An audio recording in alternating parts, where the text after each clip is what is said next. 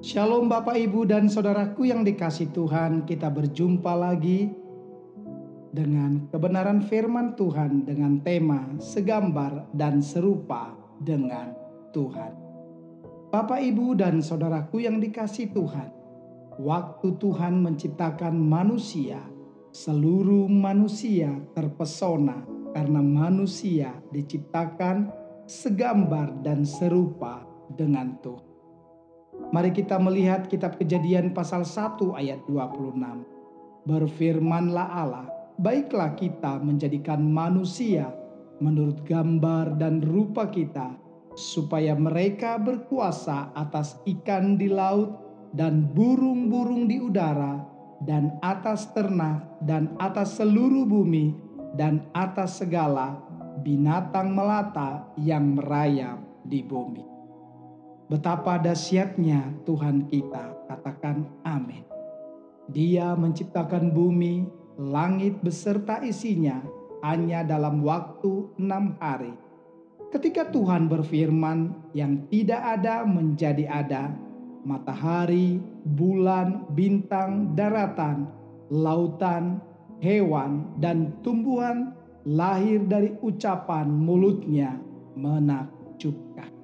Saat penciptaan hari pertama sampai kelima, Alkitab mencatat Tuhan selalu mengawalinya dengan mengatakan, "Hendaklah dan berfirmanlah." Tetapi ketika menciptakan manusia, Alkitab mengganti dengan awalan, yaitu "Baiklah kita." Ayat ini menyeratkan seolah Tuhan berhenti sebentar untuk memikirkan bagaimana sebaiknya menciptakan manusia. Tuhan seolah mencari-cari gambaran yang tepat untuk menciptakan manusia, dan Tuhan tidak menemukan satupun dari ciptaannya yang lain yang dapat menggambarkan manusia, sehingga Tuhan berkata, "Baiklah kita menjadikan manusia menurut gambar dan rupa kita." Sampai hari ini, tujuan Tuhan menciptakan manusia tidak berubah, yaitu untuk berkuasa atas bumi. Ketika Tuhan menciptakan Adam dan Hawa, Tuhan menciptakan mereka segambar dan serupa dengan Tuhan. Kata segambar di dalam kata Ibrani adalah selem, yang artinya mirip wujud dan kemampuannya. Kata itu diterjemahkan juga sebagai bayangan.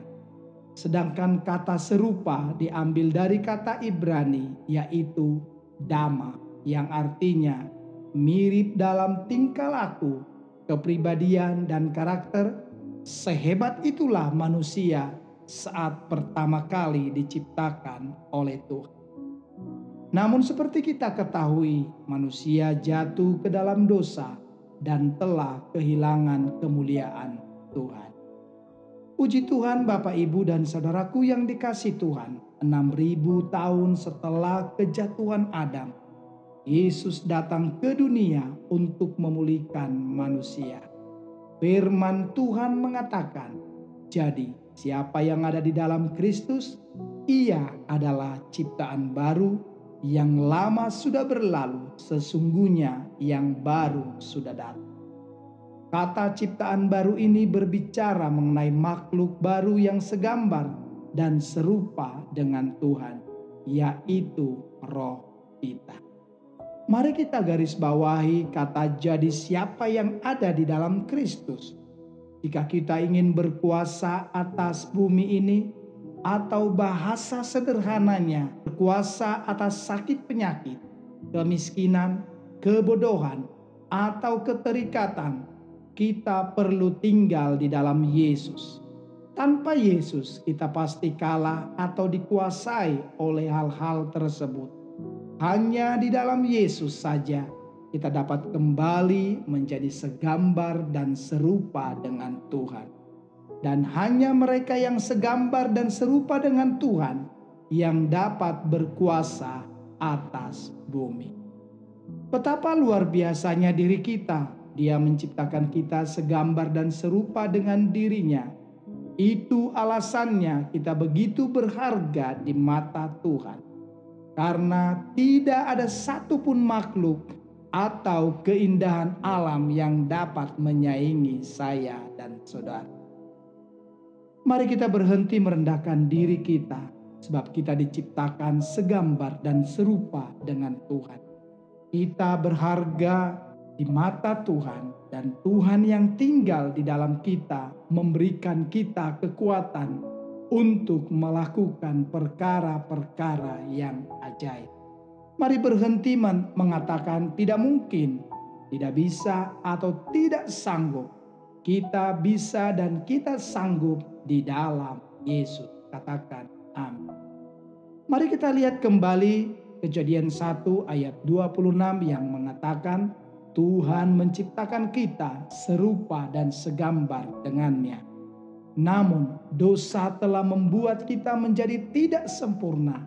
Pengaruh buruk dari dunia ini dan lingkungan sekitar membuat kita menjadi manusia yang tidak utuh.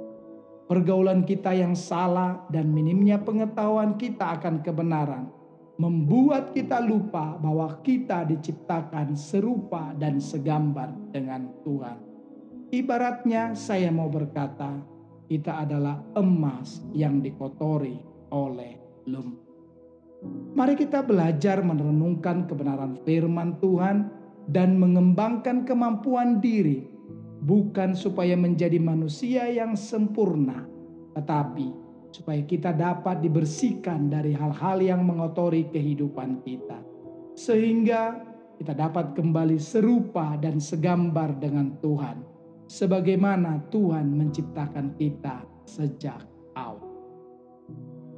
Inilah salah satu alasan Yesus datang ke dunia, yaitu untuk merestorasi atau mengembalikan kita kepada wujud awal kita, untuk membersihkan hidup saya dan saudara dari lumpur yang mengotori hati dan pikiran saya dan saudara, yang selama ini menghalangi kita untuk bersinar di tengah dunia yang gelap. Juga untuk menunjukkan kepada saya dan saudara seperti manusia yang utuh seharusnya hidup. Puji Tuhan. Kita perlu mengembangkan karakter kita menjadi karakter Kristus. Amin. Agar dunia dapat melihat terang Kristus melalui cara hidup kita. Kita perlu mengasah kemampuan kita dalam setiap bidang yang kita tekuni. Karena hanya pada saat kita menempati posisi terbaik, dunia mau mendengarkan dan belajar dari kita.